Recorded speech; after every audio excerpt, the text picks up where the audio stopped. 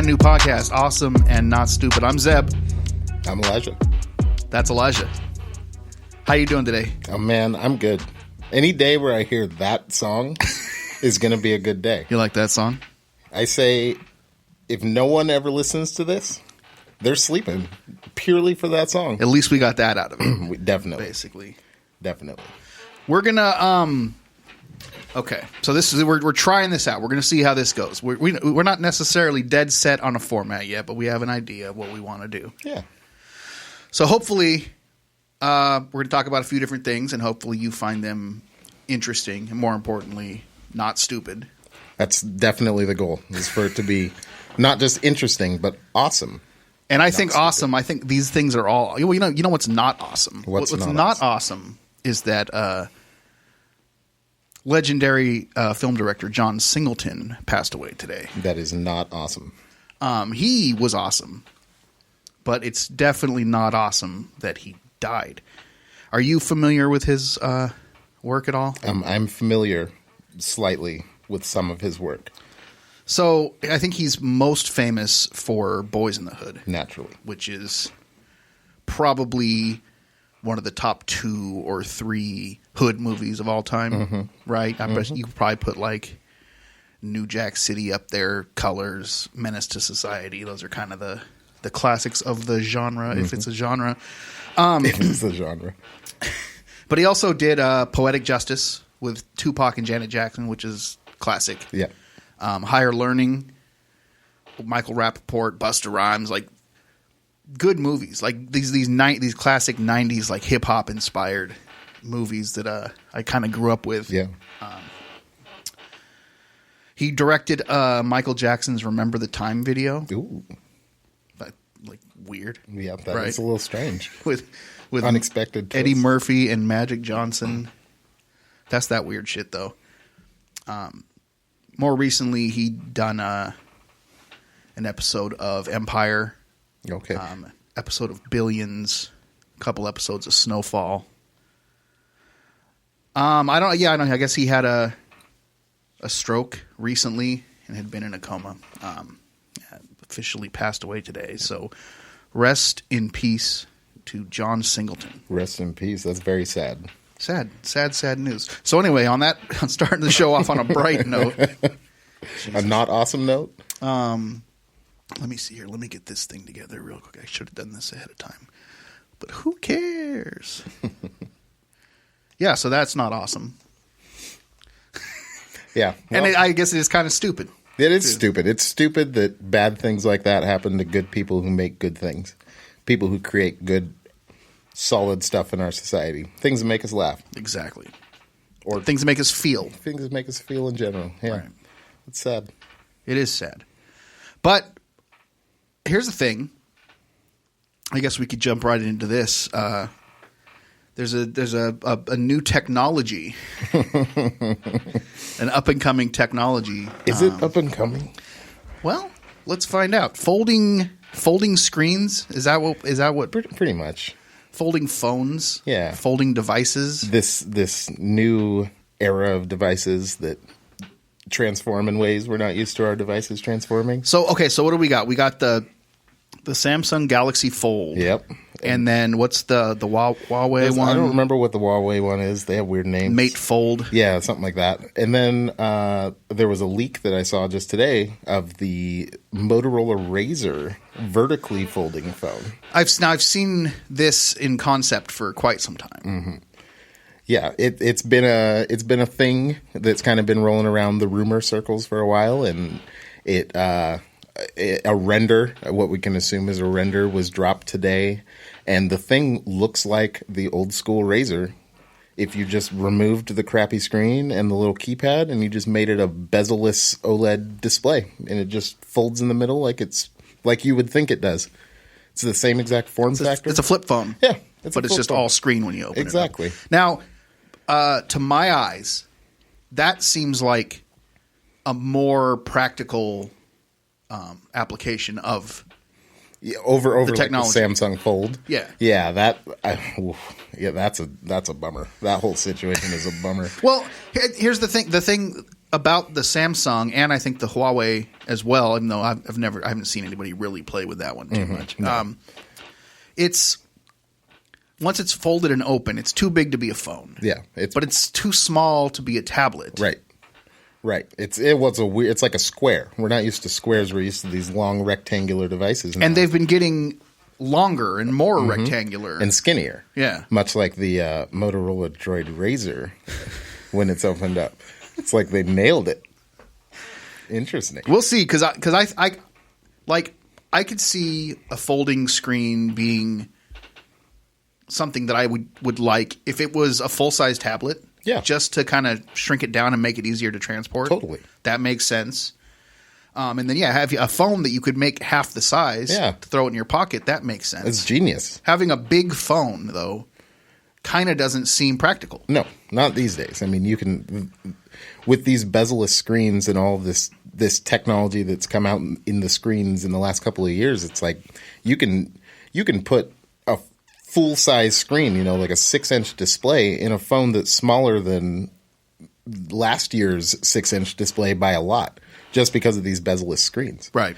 And so Samsung coming out with this phone that doesn't fold flat and when it's closed has this weird skinny aspect ratio that you can't really – well, you can use but don't really want to. Yeah. And then you fold it open and it's huge. There's no pocketable really – I mean, when you fold it, it's pocketable, but it's like thick. It's like it's going to be annoying in your pocket. You're not going to want to put that in your pocket. Yeah, it's almost like having two phones back to back. Exactly. And it's yeah. Not to mention it's clearly very fragile. Well, yeah, let's talk about that then, because having a folding mechanism automatically adds to the questionable durability of the device. Absolutely. There's moving parts. I saw something where things can get under the screen, like a grain of sand or a pebble or something. It's this super complex hinge system that Samsung has developed for the Samsung Galaxy Fold is literally the thing that's destroying it right now. It seems like it's there's a couple of reviewers out there that had, I think it was The Verge, Dieter Bond from The Verge. His review unit got something somehow under the screen, and eventually it just like throughout the course of a day worked a little bit, and then the screen just kind of got worse and worse as time went on until it just didn't work anymore. And there was a little dent. If you look up the pictures on The Verge, you can see there's a little dent in the screen that looks like something's underneath it. That you can't have that. No, you can't have that, and especially if you're charging $2,000 for the thing. Yeah, it's insane. But okay, so there's another thing that was kind of the issue more people had was this protective layer on the screen, which apparently was necessary for the function of the phone. Right. Yeah. A couple of reviewers saw this what looked like plastic layer that doesn't quite go to the edge of the screen. Almost like a screen protector. It looked like a factory-installed screen protector, which Samsung has been known to do over the last couple of years. You buy a Samsung Galaxy S10, and it has a screen protector on it. It has the cutout and everything. And so people assumed that that's what that was, and when they saw it, they started to peel it off. And as they peeled it off, their screen just stopped working. Their $2,000 device was destroyed within 3 seconds because they peeled this little plastic layer off. Yeah. As it turns out, it's part of what makes the screen work. It's something electrical. It wasn't marked originally in the original review units. They did not mark it. There was no warning. There was nothing. Yeah. So this is a device that hasn't been sold to the public yet. They sent out review units. Yes. And this whole news debacle, this whole scandal, whatever, came out I think it was 4 days before the target release date for this phone. And the day before they were supposed to release it, Samsung went out and said that they were discontinuing it until they fix it. It's not ready. Yeah, they don't know. From what I've seen, they've been very transparent with everything, and they're not being defensive about it. They're I guess it's good that they sent these review units out to get some real world action to see what kind of problems they could possibly have. And now that they know what they have to work on and what they need to do. Yeah. I mean, Samsung, I think knows the deal with doing their due diligence these days. They've had a couple of situations. They've had a couple of things that have come back to bite them, and I think that part of the reason they do these review units is exactly that. They want to make sure that in the real world, not just in lab testing, that this thing is practical, and it ain't. Not yet. That ain't but it. you know what? This is how technology develops. Like, you have to start somewhere, right? Definitely. I mean, no matter how you look at this is an incredible jump. Like, this is a huge milestone in technology. What this will turn into in 5 to 10, 15 years Exactly. is what's going to be cool. Exactly. I mean, imagine what this technology has already been used in that we don't know about. You know, we're starting to see it. It hasn't been just recently invented, you know? Right. So what this could be for the consumer in 10, 15 years, everything will be foldable. Imagine being able to fold your TV into 16 squares and throw it in the back of your car in a paper bag and take it wherever you want. Right. Take it to the beach, set up your 70-inch OLED foldable TV and hang out. Just a jump in portability, Exactly. if nothing else. Yeah. I think with tablets, it's going to be tablets and laptops. It's going to make a lot of sense. Yeah. To be able to just fold it in half, and pack it away. I think specifically tablets. Yeah. It'll be a huge thing. I mean, the fact that people will go and buy a 13-inch iPad right now, you know, they're small. Sure. Yeah. You know, they're portable enough, but what if you could fold that in half or fold it into thirds? Right. Yeah. When I bought my Asus Transformer tablet back, well, this must be 5 years ago now, right? It's cool. It was awesome. Yeah. But it's just like holding a delicate thing. You don't want to drop it, right. You know, and to be able to kind of fold it up and make it that much easier to move around, right. Would have been helpful. Yeah. Yeah. It'll be interesting to see where the tech goes. Now, are they in the game at all at this point publicly? There's rumors, but nothing public. No, I've seen a lot of rumors about foldable iPhones and foldable iPads and this and that, but the Apple rumor community is ridiculous. It's ridiculous. Until there's solid leaks or solid, you know, insider information or anything like that, most of those rumors are just like scary. You don't want to listen to that. What about there was a leaked render of the new iPhone? Uh-huh. Did you see it? I did not. So instantly, the first thing everybody saw and was automatically unhappy about was 3 lenses. Uh-huh. Okay, I think I have seen this that one. were kind of placed. Oddly. I don't know. It's in like a square, and one of the positions in like the grid is the flash. So there's like the flash in the top left, and then 3. Is that the one you're talking about? Well, no, the 3. So there was. God, it's so hard to explain. There was 2 on the left, okay, and then to the right of it was a third lens, but it was kind of in the middle. Oh, so it was almost like triangular. Okay, no, I haven't seen that one. Which, from everything I know about Apple, that will not fly. No. Like that design, and let's face it, when it comes to Apple, like design is as important as anything else. They wouldn't have a whole lot if they didn't have that. Yeah. So, it was weird. Yeah. And I can't imagine that that's what they're going to that's exactly what I'm talking about. Is if you go onto YouTube, there's a guy named like Everything Apple Pro or something like that, and he talks about a lot of rumors, and a lot of the stuff he shows and the renders he shows are things that he makes himself. After hearing about rumors, he'll make these renders and you know, present them as if they're plausible, and most of the time he's not right. At least since I've been watching him, not a whole lot that he's quote unquote predicted has happened. And that's the kind of Apple rumors that I see a lot of. Okay. So what you're talking about, that render, probably in the same camp. Not necessarily him, but that kind of thing. It might even have been. I'm not sure who I saw it from. He did like 3D printed little fake versions or whatever. Oh wow. What are you excited about technology wise in the near future? Like we talked, like you recently switched from Android to iPhone. I did because you were dissatisfied with Android. What Android was doing. Yeah, I've had my fair share of Android devices. You have indeed. I had, I don't know, conservatively 10 different ones probably from different manufacturers, everything from Motorola to HTC to whatever, all of them, pretty much all of them. The only thing I've never owned is a Pixel device, and the reason for that is I've never wanted to pony up the money to buy one outright, and it's not offered on my carrier, so I never got to have one. But the thing about Android that kind of started to disappoint me was that, for one, because I didn't have a Pixel device, everything in the Android ecosystem is so partitioned that nobody gets updates on time. You know, that's not a secret. Anybody that has Android knows that. And it started to get old, you know. There's plenty of times I've had an Android phone that's 1 to 2 full letter releases behind the current one. And that gets frustrating.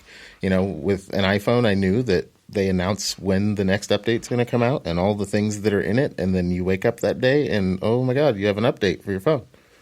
That's all I want. I want my phone to be up to date and as secure and as advanced as possible at all times. And that's all I want. I want it to work correctly. You want the features that are available. If you have the operating system, you want to have those features. Exactly. That was a big thing for me with Android. The other big thing for me with Android is that they're just kind of all over the place. You know, they're all over the place. It's a Google thing. It's something that's not uncharacteristic of anything Google has its hands in, and that is they make a lot of stuff that's really cool, and then what? You know, Android is a really good example of that. It's a culmination of a lot of really good features and a lot of openness and a lot of control for the user, which is awesome. I love that about Android, but there's not a whole lot of like multi-platform support. You know, you can't have multiple Android devices that work together seamlessly. You don't have, and I want to punch myself in the face for using this word, but I'm going to use it. You don't have the ecosystem. And that's a big thing that iPhones offers, that if you buy an iPhone and you have an Apple computer and you have an Apple this and you have an Apple that, they all work together. Right. You know, I was watching Game of Thrones last night and needed to pause it for a minute to get up for a second, and I just got on my phone and went into my Apple TV remote and I paused the thing and I walked to the, you know, that's all I want. I want all of my stuff to work well together. Right. And that's something that I get with Apple most of the time. Yeah. And obviously with Google, it's, you know, that we've talked about this ad nauseum. Mm-hmm. The fact that, you know, Android's an operating system. Yeah. It's not hardware. Yes. So it becomes up to companies like Samsung and LG at that point to do that. Yes. But then you can only buy the LG products, or you can only buy the Samsung products. Right. And I think one of the things about Android is that you don't have to do that. Exactly. So it defeats the purpose. Yeah. So if you're going to jump onto one ship, you're going to be a Samsung guy and you're going to use all your Samsung stuff, or you're going to be an LG guy and you're going to use all 2 of the LG things that exist, or you're going to be an HTC guy, whatever. You may as well just go with someone that's already figured it out. Right. Now, Windows, if Microsoft could get their shit together, they had for a moment the right plan. Oh, yeah. With Windows Phone, and I think this was Windows 8 at the time, right? Yeah, that's when they started their whole thing. But they just have a way of screwing it all up, right? Googling it. Like I love Windows. I've always loved Windows.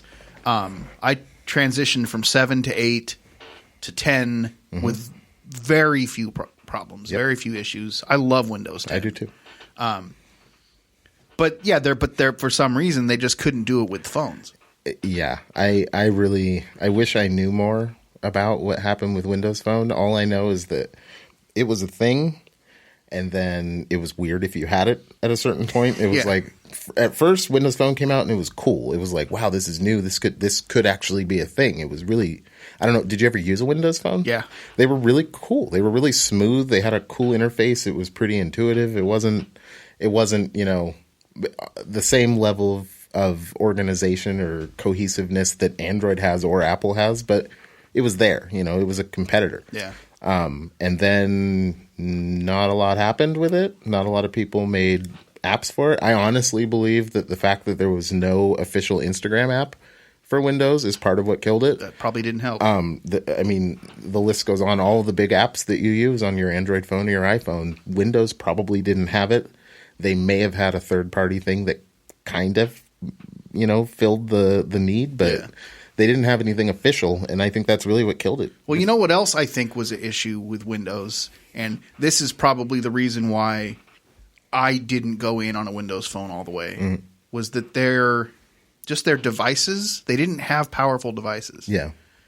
They didn't have like the flagship spec phone like Samsung does, or like they didn't does. have as many. Yeah. I mean, Nokia, I don't know if you followed Nokia at all back during that time, but Nokia had some bangers, man. Did they? Nokia had some really impressive hardware. In fact, I have a friend that stayed on Windows Phone for until fairly recently, because he loved his Nokia phones and the cameras and the speed of the hardware and just the build quality and everything. And I loved his phones. He'd import them from wherever, and like they weren't phones that we got here, right? But they were phones you'd see on any tech blog or whatever. And he had a couple, and I would check them out and be like, "This is an amazing phone. I really wish it had Android on it."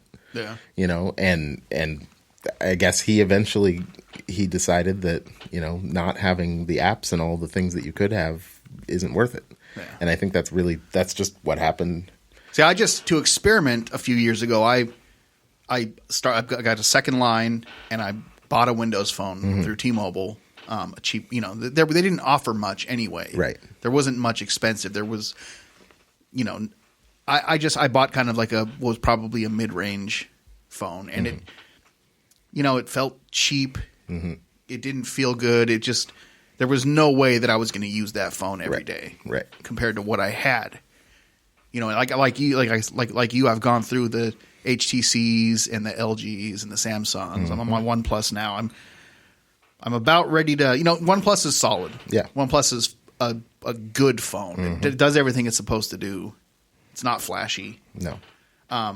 God, that Note 10.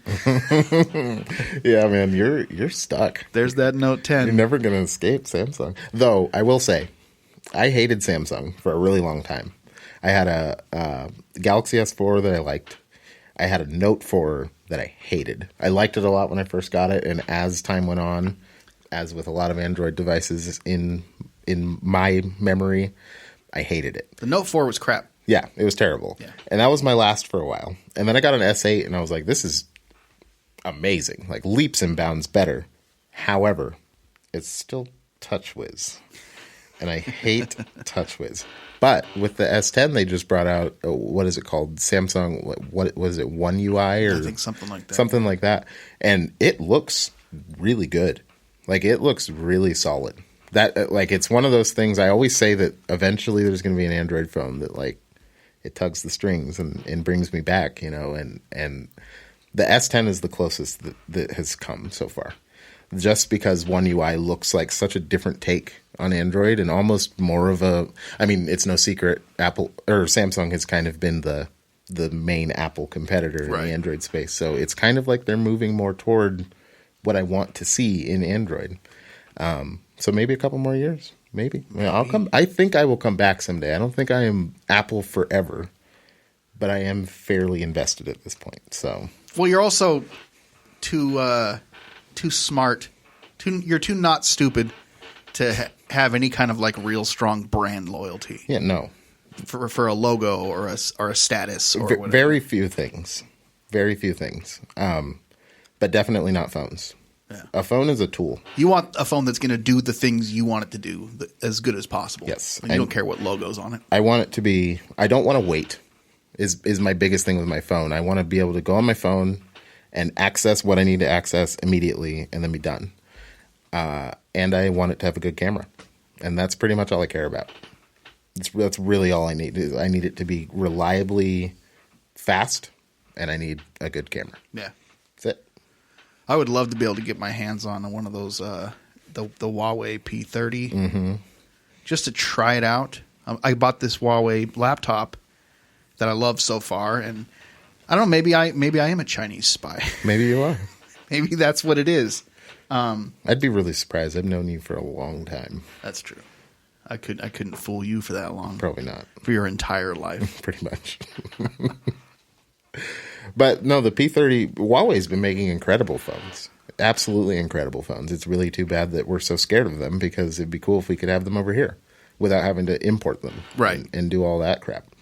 They make some incredibly impressive phones. Really fast consistently, pretty good software, good cameras. What about the moon? Did you see that? The scandal? Oh, yes. They have a moon mode in their camera app. Which is basically like a night mode, right? Well, no. Okay. So the AI in the app decides if you're trying to take a picture of the moon. Okay. And then it goes into this other situation and it tries to take the best picture of the moon as possible. Okay. Now, what appears to have happened is people are claiming that they're actually superimposing a picture of the moon from a database of all these different pictures of the moon. So the picture you're taking of the moon isn't actually the picture of the moon that you took. Interesting. That seems, for just to start off, like, why is that a feature? I don't know. That seems like I guess it's because of all the millions and billions of people across the earth that have a smartphone. Most of us have tried to take a picture of the moon at some point. Yeah. And it almost always just ends up looking like nothing. Yeah. Well, that's because, I mean, it makes no sense to take a picture of the moon with your phone. Like, for optically speaking, specifically, like, your phone doesn't have the optics to get close enough to take a good picture of the moon. Like, right. It's just not a thing. And so that's why that seems like such a random thing to me. Because if I go take a picture of the moon, I have a giant lens sitting on the front of my camera and I'm on a tripod and, like, it's a big setup and it takes a lot of time and money to make that happen. So, right. like, you're not going to take a great picture of the moon with Nonetheless, you know how many pictures of the moon I've taken? I mean, I get it. I've taken pictures of the moon with my phone too. It's just, it just kind of blows my mind that there's an actual feature, and now that there's a scandal about this. You know what? I will say that's actually pretty smart for them to go moon mode. Okay, so here's what we do. Yeah. We analyze the moon that you're looking at now. Mm-hmm. We go to our database of good high-res pictures of the moon, and we find one that matches your angle and the waxing crescent or whatever, and then it superimposes it on there, and then it looks like you took a great picture of the moon. Yeah, but then you're going to post that picture and say, look at this picture of the moon I took. Yeah. It's actually a picture of someone else's picture. Yeah, but nobody knows that. Everybody knows now everybody knows that. Yeah. I feel like foiled. I don't know. I'm not the smartest dude in the world. You're a pretty smart guy. Like I probably put myself somewhere in the 55 to 65%. You think? Really? Yeah, I don't know. I'd put you a little higher than that. There's some smart people. No. But I feel like I could tell if that was happening when I was trying to take a picture. Like, I don't know how it works, so maybe not. But maybe we need to get our hands on one. When I look at and that P30 has an amazing zoom function. Yeah, the optical or whatever it is plus the digital ends up being like a 50 times zoom. Yeah. So maybe it's different, but when I look through my camera at the moon, which I do fairly regularly, if that were to just like all of a sudden sharpen up and I could see craters, I'd be skeptical. Yeah, because you don't have $4,000 worth of optics hanging off the back of your camera. That's what I'm trying to say. But so I feel like I would know that there was something else going on there. Yeah, well, it may be that the people that are claiming that's what's happening are completely correct. That's what happened. This is China we're talking about. It's not like they're going to be like, okay, you're right. Sorry. Just lie. Yeah. No, that's your moon. You took that picture. Pat yourself on the back. No. I don't know, man. It'll be interesting to see how it plays out. Maybe they'll just strip moon mode completely. What if it's not? What if they're like, no, that's real. It's freaking science, man. Yeah. Like we figured out how to do it in a tiny little lens. If that's true, I'm scared for myself a little bit. I'm scared for my own well-being. So because you are a photographer. You called me that, yeah. I mean, it's what I am, yeah. Is there another term you prefer? No, that works. So more about photography than I do. Probably. So Good chance. when it comes to subjects involving photography, I'll probably submit to you for the real information. I think that's safe. It's a safe plan. Here from all of my understanding of photography, and by no means am I would probably place myself in the 50 to 60th percentile of photography knowledge. I'm not a super nerd about it. I've been doing it for a long time, and it's what I do day in, day out, but I'm not amazing. However, I can't see a way that they could possibly make it so you could take a high-res photo, like a clear, not shitty photo of the moon with a cell phone. Right. Ever. I can't see it. From the ground. I know what the setup that I have used to take pictures of the moon that are like high res, you can see the craters, blah, blah, blah. Yeah. I know what that looks like. And it doesn't fit in the phone. It just doesn't. It just won't happen. There's just no way. So it's got to be something. I mean, it might not be that they're actually superimposing someone else's picture, but it might be that they're using elements of actual pictures. I think that's what in. it is. I think it's that. It's not just like a. And if people are mad about that, fuck you. What do you expect? What do you want? What do you expect? I want to take a picture of the fucking moon with my phone. Well, too bad.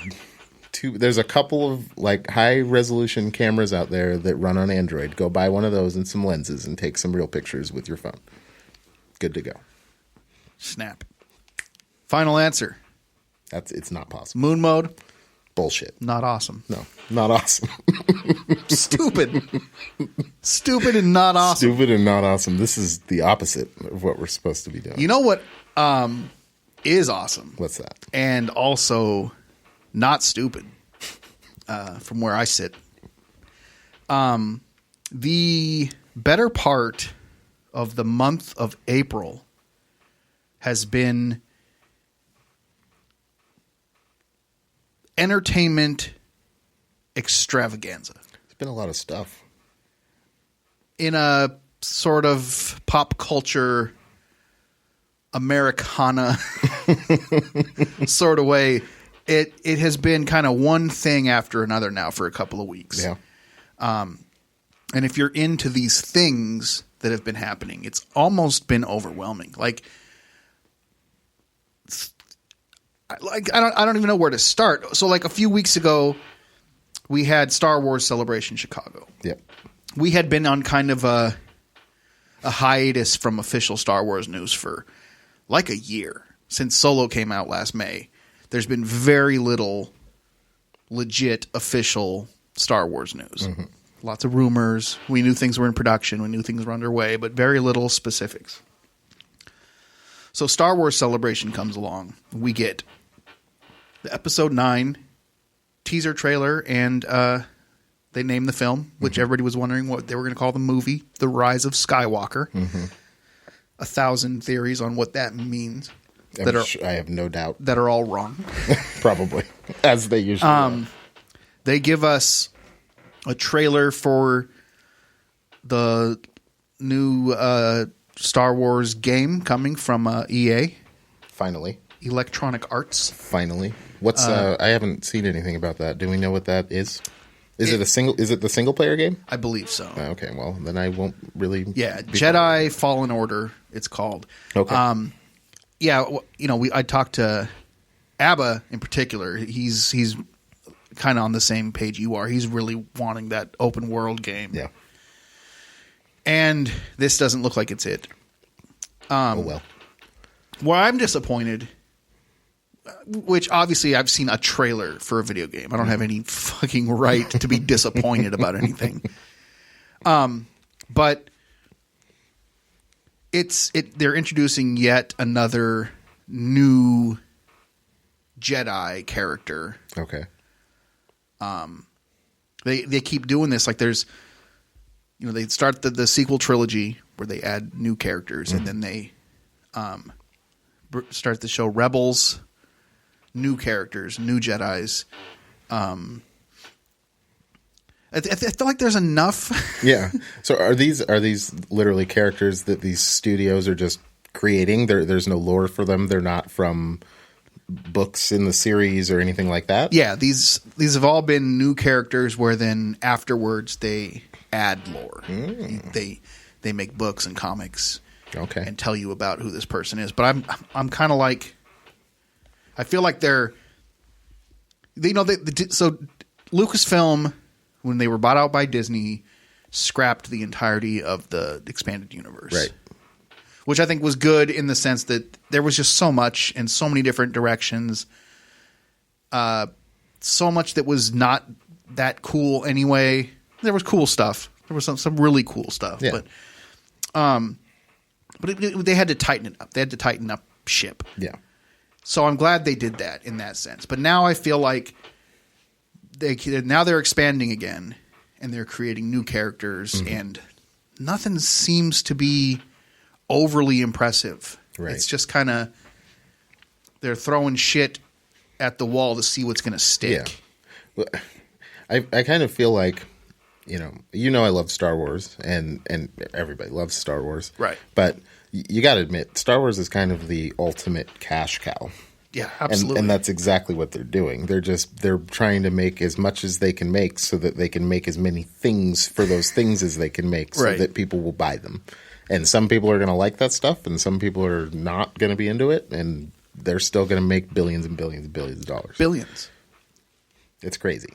But I do also still believe that there's a core, to the franchise, to the universe, that there's a level of care and heart that has to be put into it. Yeah. For it to last. Yeah. And be a franchise. It's still got to feel like Star Wars. Right. Right.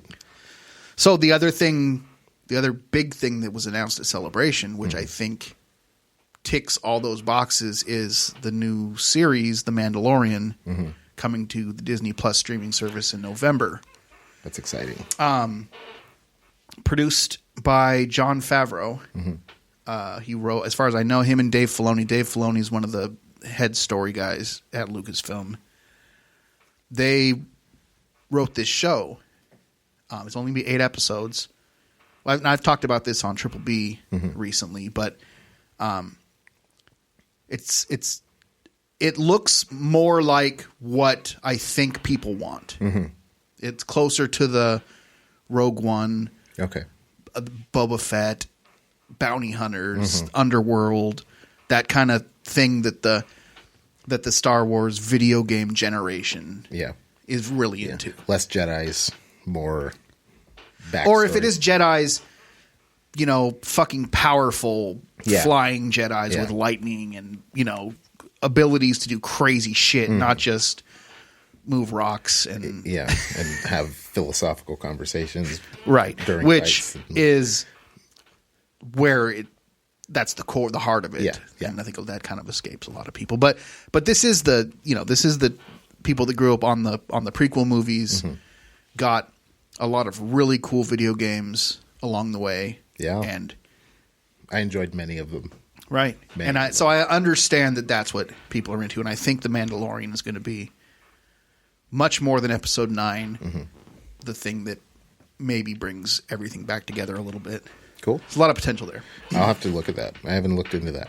What do you think of Disney Plus? What's your opinion of that? I mean, based on what we know so far about what kind of exclusive content they're going to have, I feel like I'm into it. Yeah.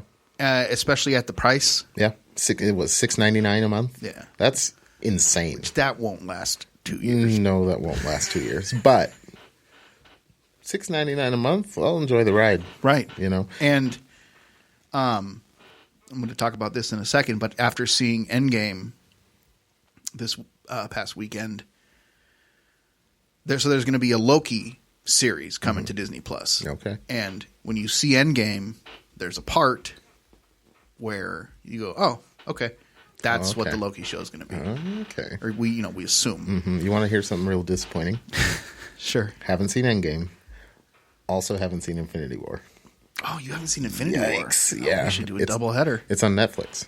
It is. Somebody told me it's on Netflix. It is. Yeah, so I need to do that. Let's do it. Without doing any kind of review, I think Infinity War is a better movie than Endgame. Although Endgame is awesome and amazing, and it does things no other movie's ever done.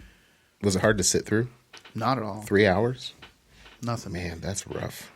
It flew by. I drink way too much fluids. Couple of at a bathroom movie. trips. Oh man, there's no way I'm watching that whole movie. There's no way. So let's get back to this real quick. I got this little list I want to run down. Star Wars Celebration Weekend also happened to be the same weekend that Game of Thrones returned after almost 2 years of being away. Thank God. Highly anticipated. Very much. And then on top of that weekend, Tiger Woods won the Masters. Yes, he did. Which there's something about Tiger Woods that makes even the least interested person go, oh. Yeah. How about a comeback story? Golf? Yeah. Not into it, but that's interesting now. Yeah. Right? Totally. Something about having Tiger Woods win a major tournament for the first time in 11 years feels big. Yeah. You know? And that leads to the next thing that happened, which was about a week, maybe a week and a half later. The Blazers won their first playoff series in a couple of seasons. Yeah. A few seasons. What a I think win it's been it was. 5 years. With one of the illest game-winning shots I've ever seen in my life. It was pretty incredible. It was pretty incredible, man. I'm not a big basketball fan. Neither am I. Not really into basketball. I like going to games, but I don't watch basketball on TV. I randomly tuned into this one because I knew it was the last game of the series. Obviously, I'm from Portland. Sure, I'll show them some love. Let's check it out. I got in right after the third quarter started, and it was like perfect timing. They had just lost their lead, and so I got to just watch them come back and then end it with that shot. And that was easily one of the best decisions I've ever made. So, just for some context, this wasn't to win a championship. No. This wasn't even to get into a championship series or game. This was to win the first round of a series in the first round of the playoffs. Big, but not huge. Like it makes me think about like the Seahawks, the Richard Sherman and the tip, or the overtime touchdown pass from Russell Wilson to Jermaine Kearse against the Packers. Those were two of the biggest, coolest things I've ever seen in sports. Yeah. And they were to get into the Super Bowl. Right. That's huge. Right. This was just to win a playoff series and move on to the next. But to me, it still was that impressive. It was incredible. He got the ball with like 12 seconds left. Game tied. And he just sat there and said, I'm gonna shoot this before that clock hits 0, and I'm gonna win this game. Yep. And there's nothing you, Paul George, or anybody else on that team can do about it. And he hit a 37-foot three-pointer. Yep. To win the game. Fade away. As the clock expired. That shit. I think the only thing that I've seen in sports that I enjoyed more than watching that shot was the tip, the Richard Sherman tip. And that's only because I like football more than I like basketball. Yeah. That was the arrogance and the confidence and just I can't even describe what watching that what that's like. What it must feel like to have done that. Man, it's a cliche for sure, but that dude has ice water in his veins. It's unreal. He was so, like, a minute later, they're interviewing him on the court after just having done this, and he is cool as a cucumber. Yep. Articulate, answering questions, no emotion, nothing.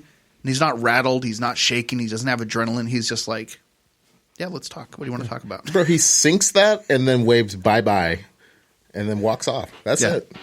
That's it. And everybody around him went nuts. Yeah, and he just sat there and stared at the camera like, that's what I do. I've never been that chill about a thing in my life, ever.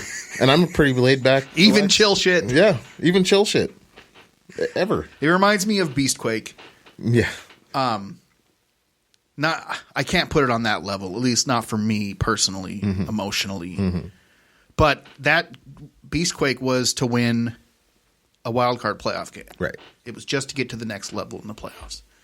But it's an example of one guy just saying, you know what? I got this. Yeah. Yeah, he puts the whole team on his back and just takes it. Exactly. How many points did Lillard score in that game? 50 points, and they had 108 or something like that. Yeah, he scored the bulk of his team's points, which is not uncommon. No, but it's just insane. It's just insane. I can't imagine doing anything on that level. You know what I mean? Like right. At that level. I can't imagine it. Dude, so then 2 days later, Avengers Endgame comes out, which is the culmination of 22 or 23 movies over 10 or 11 years. Most of which I have not seen. I've seen a lot, though. I think I've seen most of the really important ones, but there's some other ones I haven't seen. It's something that's never been done before. To tie that many movies together and have a cohesive arc across all of them. And they did a good job? They did a great job. I can't imagine them doing a better job. Okay. You know what I mean? Yeah. These are comic book movies, so they're superhero movies. They're not – this isn't Braveheart. Right. This isn't Gone with the Wind. This isn't like – an American classic. Yeah. Yeah. It's comic book movies. It's superhero movies. Yeah. But they just did such a good job in casting. There's very few of these movies that are considered not good. Right. For the most part, these movies are loved. Yeah. And to end it the way they did is in kind of like people keep using the phrase, a love letter to the fans, because there's a lot of fan service. There's a lot of giving people what they want to see. Yeah. But it just works so well. And it's cool. It's awesome. Yeah. And tune into the Triple B podcast next week for a full review. And then, so that same weekend, now we get the NFL draft, which is obviously only important to some people. Right. Even casual football fan doesn't care too much. Even a lot of football fans are not sitting at home on a Saturday watching the draft. I'm the guy who was 10 years old up at 9 a.m. on the weekend with a binder writing down the draft picks as they came through. That's awesome. You know what I mean? Yeah. So I've always loved the draft. And then last night we get the Battle of Winterfell. Yeah, we do. Game of Thrones, Season 8, Episode 3. Something we've been looking forward to for a while now. Very long time. Again, not going to get too deep into what happened. Right. Definitely not going to have any spoilers, but the reactions have been interesting. They certainly have. The thing that makes me laugh the most is all the people talking about how dark it was. That kills me. I don't understand. Like, the dude's name is the Night King. Like, this shit's going to happen in the dark, right? Like, they're not going to just turn on some lights. These people have torches. That's how this works. Like, it's realistic. It's dark. And it's supposed to be dark. It's definitely supposed to be dark. I saw people, like, on Facebook, of course. So this is always like, just stay away. Don't even look at it. Yeah. But literally calling for the directors to be fired, or people who worked on this episode need to be replaced because they didn't do a good job. No, they did exactly what they wanted to do. Oh, yeah. Did these people watch the whole episode? Because, there was some parts where, sure, it was dark and it was kind of annoying that it was really dark because you couldn't really see what was going on. But, do you really need to see what's going on? You know what's going on. They showed you everything they needed you to see. Yes, absolutely. They made sure that you could see what needed to be seen. Absolutely. And they also made sure that you couldn't tell for sure if they wanted it to be ambiguous. Yeah. Simple as that. I think from a cinematography standpoint, from a technique standpoint, I think that they made something beautiful and damn near perfect from a cinematography standpoint. Yeah. It was incredible. Absolutely. Absolutely incredible. Now, there's people that are unhappy with what actually happened in the show. Yes. Some from little things to big things. That's going to happen. Mm-hmm. Like, especially at this stage where we are at this day and age, to sound like an old person, with the internet and social media, everything gets just picked apart. Absolutely. From your favorite thing to your least favorite thing. Especially shows like Game of Thrones or movies like Star Wars or the Avengers. There's hordes of people whose lives depend on them picking apart every detail they possibly can about every show or movie that comes because out. It's huge and It's important to people. People that have like grew up with these stories, or with Game of Thrones, it's not that old, but still there's people that read the first novel in 1995. Mm-hmm. You know what I mean? So that's still 24 years of being invested in these characters.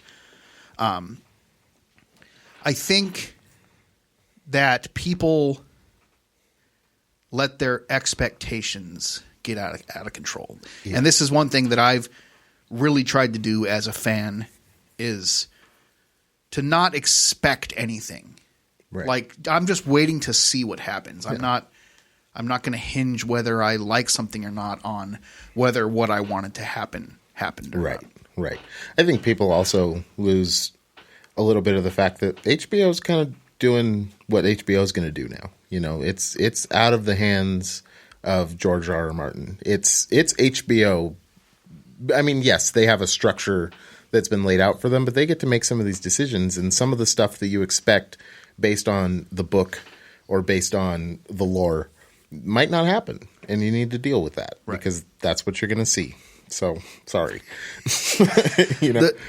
It's the level to which, like, I'll watch something and then I'll get on. I'll be like, I loved that. Like, there's not a negative thought in my head. Like, I loved the way that went. That was beautiful. Yeah. And then I'll get on the internet, and all I see is how many different ways people have decided they don't like it. Right. It's almost like it gets ruined for you. Like, you love it when you see it, and then as soon as you go and talk to other people about it, or as soon as you go and read about it or watch YouTube or do whatever, it's ruined. You're like, then because you start thinking that way, you're like, oh shit, this guy's right, man. Like, this shouldn't have been this way, or this was really lazy writing, or this or that or the other thing. And it's like, lazy writing has become like, that phrase is nails on a chalkboard to me right now. I believe that. Because every single person, dude in his mom's basement on a computer, all of a sudden understands writing and film. Right. And, like, who the fuck are you? That's just lazy writing. You don't know what you're talking about. That's exactly what it's the same as any other issue you find an internet expert about. Like, everybody thinks they know what they're talking about, and it's not necessarily lazy writing. It's just not the way you think. Sometimes it's just that's the decision they made because that's how they decided they wanted it to go. Exactly. Some of these things, like, you can't make enough space in a show to put all of the things that everybody wants in that show. Yeah. And that's the thing, is like, everybody has maybe one or two things that they would have liked to have been done differently. Mm-hmm. But now you got 10 different people who all have one or two different things. Right. All of a sudden, you have to rewrite the entire thing. Yeah. Because it wasn't right for anybody. Exactly. And, people have obviously the right to critique. Sure. And it's just entertainment. Sure. It's not important. Exactly. But there's a level, and this has become very prominent for me in regards to Star Wars, where there's this toxic fandom. You know what I mean? Where all of a sudden, because things didn't go how you wanted it to, you're mad at everybody else. Like, you literally can't get on Facebook and say, man, I really loved The Last Jedi, because you're going to get told 10 times why you're wrong for liking it. Like, why can't you just like the thing you like? It's crazy to me. It is crazy. People are so opinionated, and social media is the worst outlet for your opinion, for anyone's opinion, because everybody is okay with speaking their opinion on social media. Most of those people aren't going to stand here and look you in the face and go, no, you're wrong. That was a terrible movie. Although the reason why this has become such an issue for me is because it has crossed over into like, especially, okay, I understand The Last Jedi is very polarizing. It's polarizing and it's divisive because some people really do dislike it that much. Like, they literally want it to not have happened. Like, it needs to be remade. It doesn't count. People will make, their lists of their favorite Star Wars movies, and they won't put it on the list at all. Wow. Not even last. Worse than the prequels. Bro, that's the thing now. Like, the prequels all of a sudden are lovable again. Because these new sequel movies are such trash. Which, let's be honest, from a movie making perspective, these new movies are light years better than the prequel movies. Yeah. But people like what they like, and the people who grew up with the prequels, they love them. Yeah. Because it's what they grew up with, and I understand that. But I don't know. I can't. I've been thinking a lot about toxic fandom, and I don't know. Sometimes I feel like maybe I'm the one on the wrong side, because I also find myself getting frustrated and angry at people who they're just voicing their opinions, and they're totally welcome to do that, allowed to do that. It's their right. Yeah. But part of me is like, do we have to pick apart every little thing? Does it have to be that way? Right. Every discussion on a topic that you're mutually fans of doesn't have to be like a deep breakdown of what's good and what's bad about everything. If you say you like a movie and somebody comments on it, why can't they just say, I don't really like it. I just didn't really care for it. Why do they have to tell you why you're wrong? Yeah. That's the problem. Everybody wants to tell you why you're wrong. Oh, I guess you're just okay with shitty movies then. Yeah. Oh, yeah, totally. You're right. I decided that today after seeing this movie. Good point. Or somebody will say, hey, man, that John Boyega, great. He's a great actor. I'm looking forward to seeing what he's going to do with his career. And then, The Last Jedi's trash. What? Wait, what? Where? That's it. Just had to go right to that, right? From the conversation we were having. Right. That's crazy. I want to just real quick. I was reading some articles. I'm trying to understand how all this works and what makes people feel the way they do. And I ran across an article on RealRundown.com by somebody named Rachel Leffler. Okay. She wrote an article called "What's Toxic Fandom and What Creates It." She breaks it down to 3 major things. The first one is possessiveness. Okay. Where fans feel like they own the thing, the content. Right. They own it, belongs to them. Star Wars is my movie. That's my movie. Don't ruin my Star Wars. You know what I mean? The second one is entitlement. Where now that I have this thing's important to me. Now I need it to be a certain way. So, you're going to do a new Star Wars movie? It's got to have this, and this in it, or else I'm going to be pissed, right? And then the third thing, and this is the one where it starts to get interesting, superiority. Fans feel superior to the less obsessive, more casual fans. I definitely see that. It's weird. Star Wars is definitely my biggest example of this. I think I interact with the most Star Wars fans, fan groups. People. You can talk to a stranger on the street and bring up Star Wars, right? And they'll have an opinion, right? Most likely. What do you see as far as toxic fandom goes? Where have you seen this in something that you're into? I mean, I see it a little bit in, funny enough, the camera world.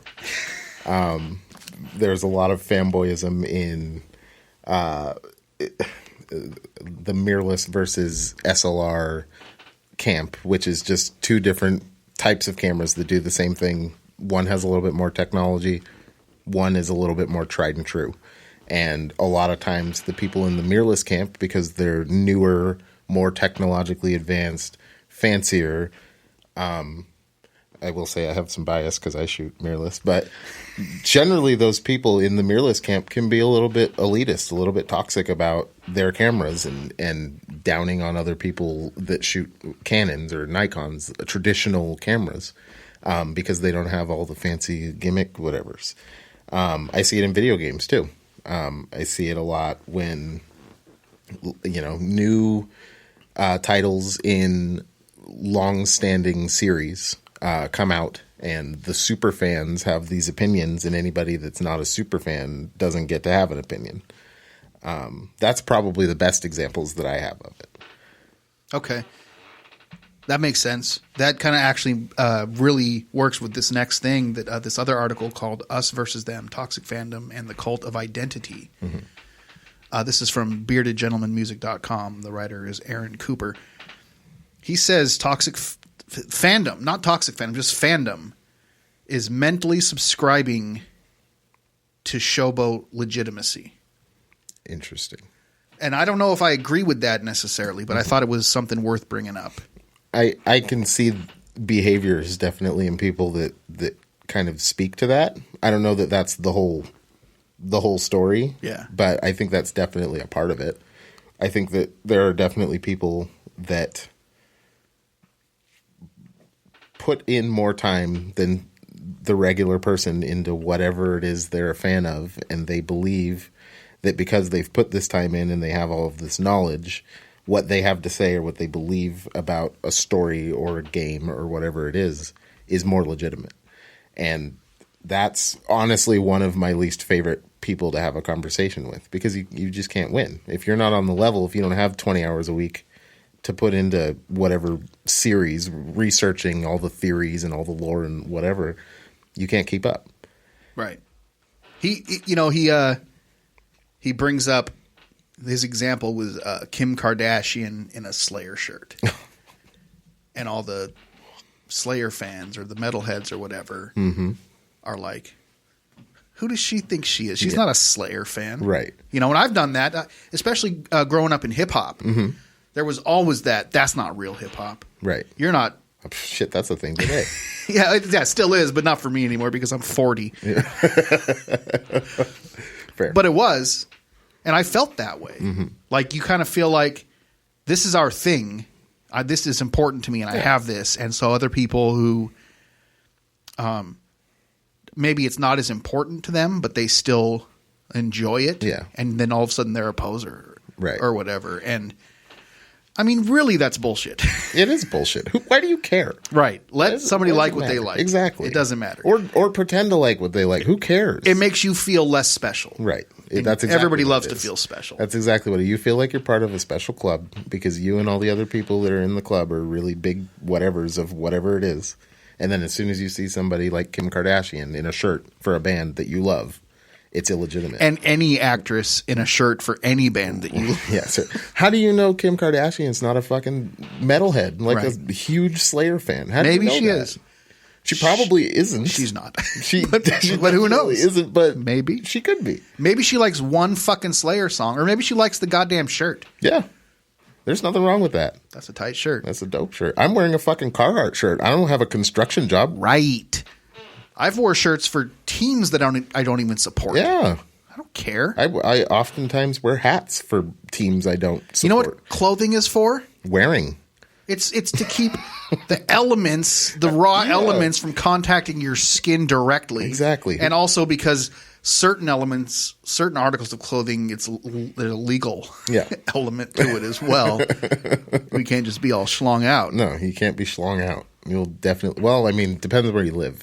Like, what if the only pair of underwear you could find was like a Slayer underwear? Rick and Morty. No, I mean, I'd rock Rick and Morty. I'm a real fan. I'd rock it too, and I've never seen the goddamn show. You should see the show. It's a good show. That's what people say. It's pretty funny, man. I have one more little anecdote as relating to toxic fandom. Okay. This is from that same Aaron Cooper article. This is just kind of a little thing he mentions. In 1893, Arthur Conan Doyle had enough of writing Sherlock Holmes stories. Despite being paid well by the publisher, he grew tired of the format and trappings of writing about one particular character. Mm-hmm. So he did the unthinkable. He killed him. He killed off Sherlock Holmes. 1893. Spoiler alert. Right? Shit. Jesus. My bad.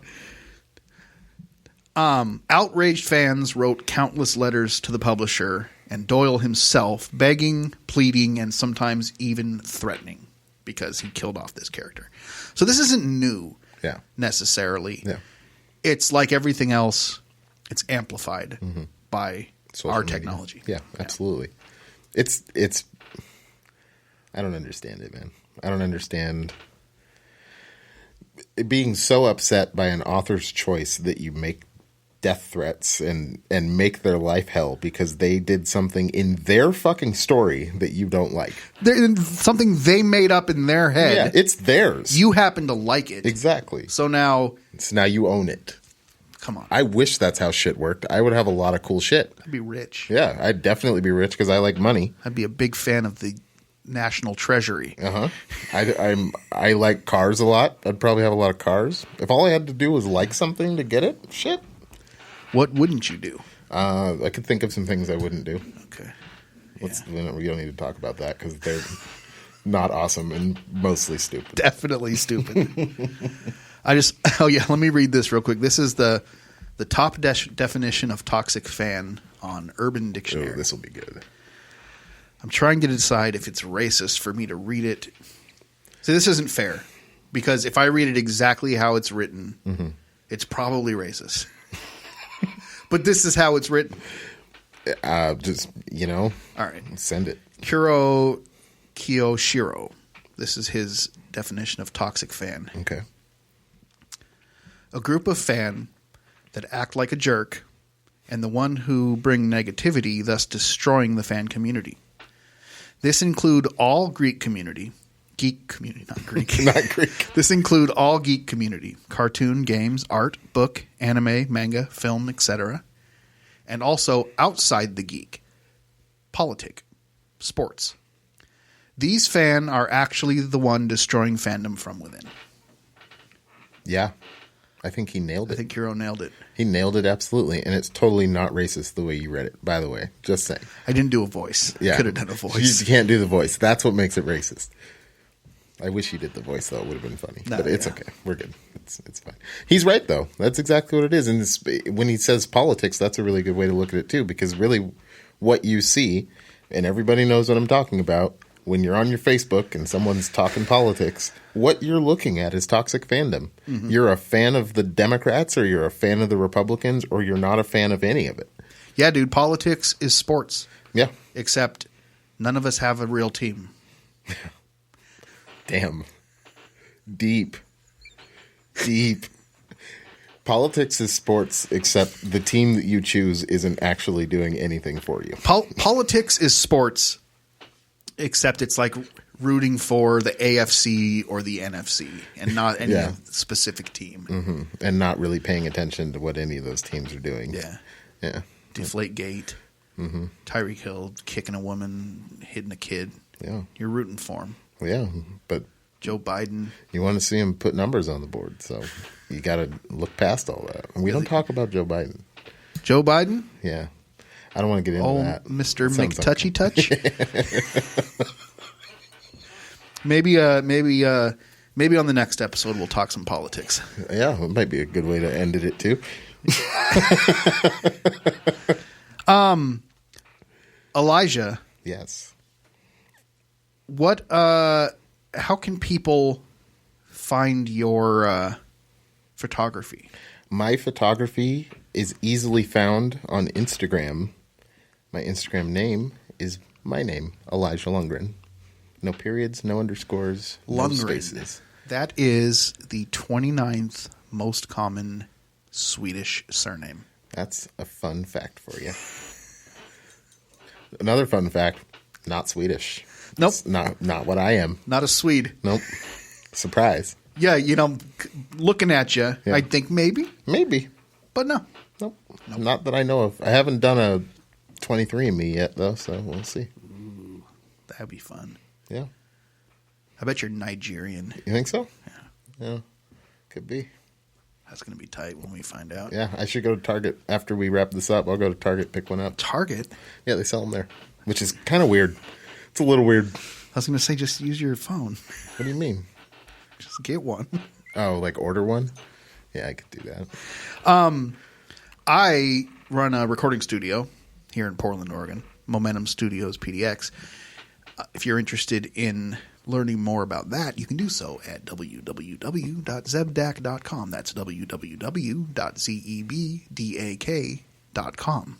Wow, you're really good at that. You got any plugs, any shout-outs, anything coming up that you want the one guy who heard this to know about? Nope, not really. Yeah, me neither. Don't got a whole lot going on right now. Well, hey, this is awesome and not stupid. Hope you enjoyed the show. If so, keep in touch. Yeah, let us know what you liked. You can email us, actually, at awesomenotstupid@gmail.com. Yep. If you want to chime in on any of the things we talked about, or if you have any suggestions of other things you'd like to hear us talk about, that would be a good place to do it. awesomenotstupid@gmail.com. We'll get the whole social media thing rolling if it is right for us to do so. If it is right. Other than that, we've been great. we have, on behalf of Elijah and myself, thank you for listening. Good night.